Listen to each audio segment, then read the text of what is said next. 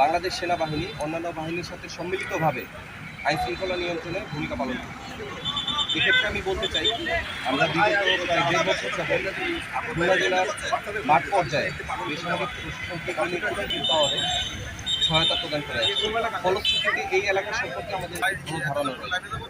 ইতিমধ্যে আমরা নৌবাহিনী, বিমান বাহিনী, র্যাব, বিজিবি, কোস্টগার্ড, আনসার, বিভিন্ন গোয়েন্দা সংস্থা, পুলিশ, নির্বাচন কমিশন এবং সিভিল অ্যাডমিনিস্ট্রেশনের সাথে আমাদের সকল প্রকার কোঅর্ডিনেশন সম্পন্ন করেছি।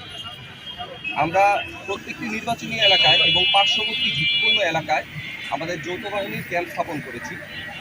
বিগত 4 দিন যাবৎ গত 6 ফেব্রুয়ারি হতে আমরা এই সমন্বিতভাবে এই নির্বাচনী এলাকায় আমাদের যৌথ বাহিনী টহল পরিচালনা করছি। এছাড়া এই এলাকার প্রত্যেকটা ভোট কেন্দ্র আমাদের রিয়েল টাইম সার্ভেলেন্স সিস্টেমের মাধ্যমে আমাদের নজরদারির আওতায় আনা হয়েছে।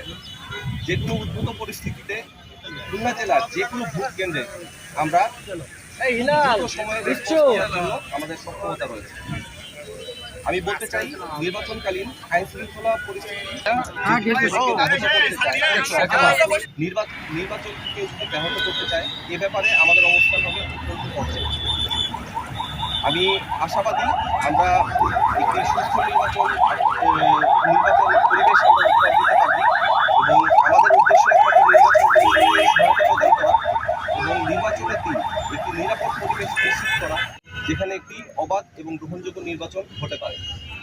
আমি আরও আশাবাদ প্রকাশ করছি যে আমরা আমাদের যে সকল বাহিনী আছে, আমাদের সম্মিলিত প্রচেষ্টায় আমরা একটি নিরাপদ নির্বাচন পরিবেশ ইনশাল্লাহ তৈরি করতে পারবো, যেখানে খুলনার ভোটাররা নিরাপদে এবং নির্ভয়ে তাদের ভোট প্রদান করতে পারবে। বেসিক্যালি আমরা সেনাবাহিনী এবং নৌবাহিনী মিলে আমরা এখানে বিভিন্ন জায়গায় ক্যাম্প স্থাপন করেছি এবং আমাদের যে অ্যাসেসমেন্ট আছে তার তুলনায় আমরা পর্যাপ্ত পরিমাণ ফোর্স পেয়েছি।